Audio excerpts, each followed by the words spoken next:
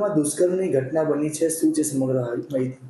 Dindoli police સ્ટેશનમાં એક પીડિતાએ ફરિયાદ આપેલી છે કે પોતાના કુટુંબના એક જેને નરદોઈ થાય એ વ્યક્તિ છે એને પોતાના જે એનું ડાયવોર્સી જીવન છે એમાંથી એને બહાર લાવવા માટે કોઈ સાધુ સંતનો સંપર્ક કરાવી અને એને જે એનું જે લગ્ન છે એ ફરીવાર પાટે ચડી જાય એવી એને બાહેંધરી આપી, એને ફોસલાવી અને એની સાથે સંબંધો કેળવીને પછી એના ઘરે એમને રાત્રિ રોકાણ કરેલું અને રાત્રિ રોકાણ દરમિયાન પીડિતા સાથે જબરદસ્તી કરી અને એની સાથે રેપ કરેલો.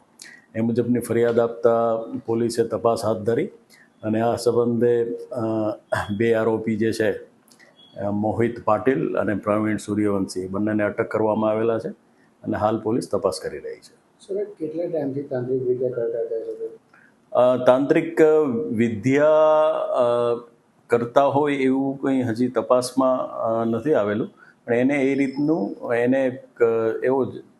એને એવી લાલચ આપેલી કે આ તાંત્રિક વિદ્યા કરીને આપણે તારા પતિ સાથે જે અણબનાવ છે એને સંબંધો ફરીવાર બંધાઈ જાય એ પ્રમાણની આપણે તાંત્રિક વિદ્યા કરીશું, એ રીતની એને એક લાલચ કે બાંહેધરી આપેલી.